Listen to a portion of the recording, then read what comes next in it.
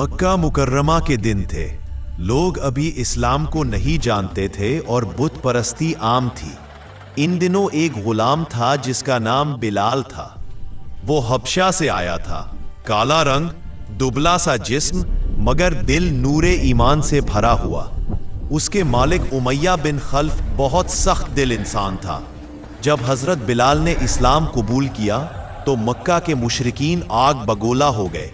उमैया बिन खल्फ उसे मारता, रस्सियों से बांधकर घसीटता, सीने पर भारी पत्थर रखकर कहता, मोहम्मद का दीन छोड़ दो। लेकिन हजरत बिलाल सिर्फ एक ही कलमा दोहराते, अहदुन अहदुन, अल्लाह एक है, अल्लाह एक है। दोपहर का सूरज आग बरसा रहा होता।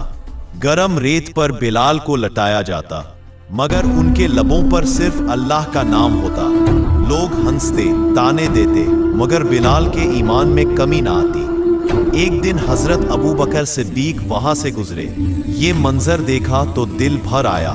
फरमाया, ए उमैया, इस गुलाम को कितने में बेचोगे? इतने दीनार दोगे तो ले लो।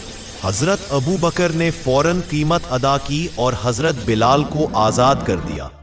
आजादी के बाद बिलाल रसूलुल्लाह सल्लल्लाहु ताला के सबसे करीबी साथियों में शामिल हो गए। जब मस्जिद नबवी बनी तो सब सहाबा ने कहा, आजान देने वाला कौन होगा?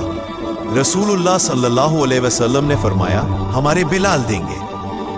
बिलाल जब अल्लाह अकबर कहते तो मदीना की गलियां गूंज उठते, फरिश्ते खुश होते। ये वही बिलाल थे जिन्हें मक्का में गुलामी और जुल्म सहना पड़ा था, मगर ईमान की पुख्तगी ने उन्हें इतनी इज्जत दी कि वो इस्लाम के पहले मुअज्जिन बने। वफात के वक्त जब बिलाल शाम में थे, उनकी बीवी रोती रही, हाय मेरा गम। बिलाल मुस्कुराकर बोले, नहीं, ये खुशी का दिन है। आज मैं अपने महबूब सल्लल्लाहु अलैहि वसल्लम और सहाबा से मिलूंगा। और ये कहकर उनकी रूह परवास कर गई। सबक: ईमान पर साबित कदमी इंसान को इज्जत देती है, चाहे हालात कितने भी सख्त हों।